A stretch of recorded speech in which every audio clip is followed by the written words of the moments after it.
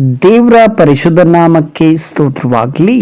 ಈ ದಿನದ ದೇವರ ವಾಕ್ಯ ಯೋನ ಬರೆದ ಪ್ರವಾದನೆ ಗ್ರಂಥ 2ನೇ ಅಧ್ಯಾಯ 7ನೇ ವಾಕ್ಯ. ನನ್ನ ಆತ್ಮವು ನನ್ನಲ್ಲಿ ಕುಂದಿದಾಗ ಯೆಹೋವನಾದ ನಿನ್ನನ್ನು ಸ್ಮರಿಸಿದೆನು. ನನ್ನ ಭಿನ್ನವು ನಿನಗೆ ಮುಟ್ಟಿತು, ನಿನ್ನ ಪರಿಶುದ್ಧಾಲಯಕ್ಕೆ ಸೇರಿತು.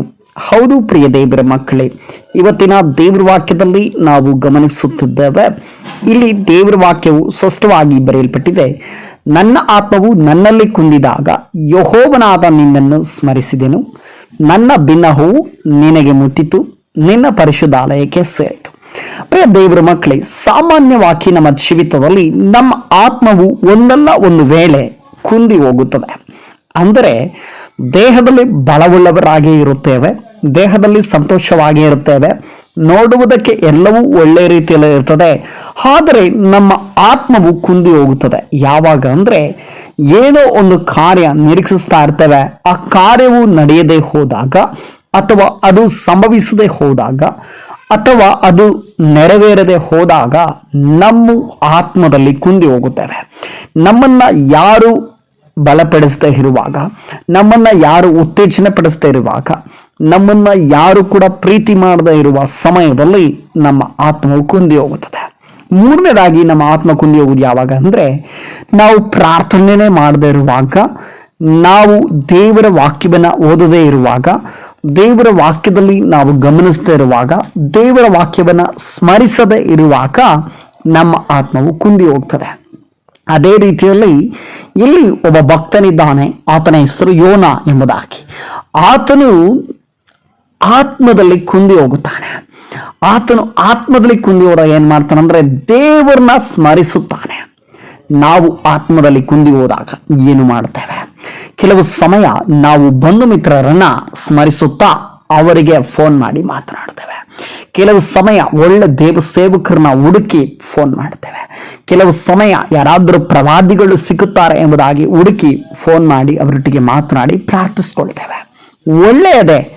ಆದರೆ ಪ್ರಿಯರೇ, ನಾವು ಮಾಡಬೇಕಾಗಿರುವ ಮೊದಲನೇ ಕಾರ್ಯ ಯಾವುದಂದ್ರೆ ನಮ್ಮ ಆತ್ಮವು ಕುಂದಿ ಹೋದಾಗ, ಆತ್ಮಿಕವಾಗಿ ಬಲ ಇಲ್ಲದೆ ಸೋತು ಹೋದಾಗ, ನಮ್ಮ ಆತ್ಮದಲ್ಲಿ ಏನೋ ಒಂದು ಬಲಹೀನತೆ ಕಂಡು ಬರುವಾಗ, ನಾವು ಆತ್ಮದಲ್ಲಿ ನಡೆಯದೇ ಇದ್ದ ಸಮಯದಲ್ಲಿ ನಾವೇನು ಮಾಡಬೇಕಂದ್ರೆ ದೇವರನ್ನ ಸ್ಮರಿಸಬೇಕು. ನೋಡ್ರಿ, ಇಲ್ಲಿ ದೇವ್ರ ವಾಕ್ಯದಲ್ಲಿ ಸ್ಪಷ್ಟವಾಗಿ ದೇವರ ಆತ್ಮ ಹೇಳ್ತಾನೆ, ನನ್ನ ಆತ್ಮವು ನನ್ನಲ್ಲಿ ಕುಂದಿದಾಗ.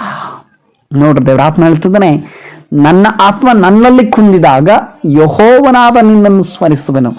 ನಾವು ಯಾರ್ಯಾರನ್ನೋ ಸ್ಮರಿಸೋದಲ್ಲ. ಈ ಲೋಕದಲ್ಲಿರೋ ಬಂಧು ಮಿತ್ರರಾಗಿರ್ಬೋದು, ಅಧಿಕಾರಿಗಳಾಗಿರ್ಬೋದು, ಸೇವಕರಾಗಿರ್ಬೋದು, ಅವ್ರು ಯಾರೇ ಆಗಿರಲಿ, ಕೌನ್ಸಿಲರ್ ಆಗಿರ್ಬೋದು, ವೈದ್ಯರಾಗಿರ್ಬೋದು, ಯಾರನ್ನೂ ಕೂಡ ಸ್ಮರಿಸೋದು ಅಲ್ಲದೆ ನಾವೇನು ಮಾಡ್ಬೇಕಂದ್ರೆ ಮೊದಲನೇದಾಗಿ ದೇವರನ್ನ ಸ್ಮರಿಸಬೇಕು.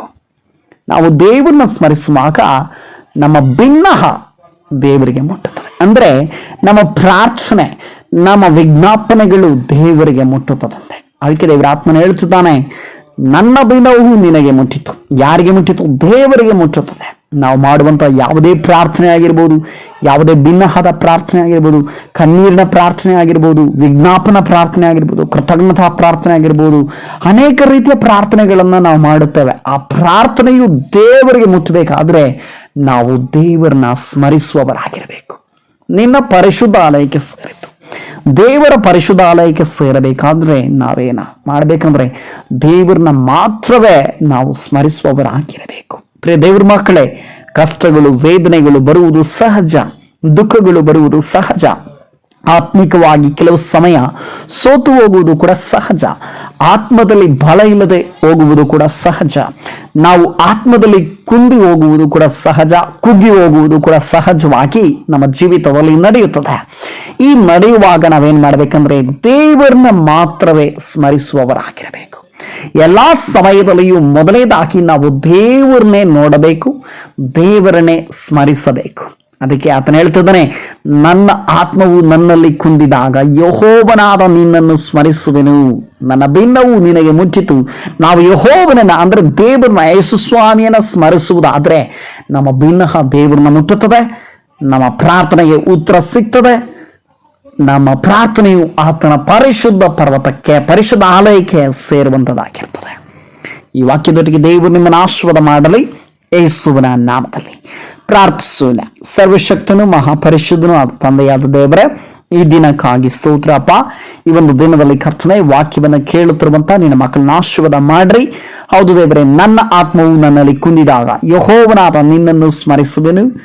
ನನ್ನ ದಿನವು ನಿನಗೆ ಮುಟ್ಟಿತು, ನಿನ್ನ ಪರಿಶುದ್ಧಾಲಯಕ್ಕೆ ಸೇರಿತು ಅನ್ನೋ ವಾಕ್ಯದ ಮುಖಾಂತರ ನಮ್ಮೊಟ್ಟಿಗೆ ಮಾತನಾಡಿದ ದೈವಿಕ ಕೃಪೆಗಾಗಿ ಸ್ತೋತ್ರ.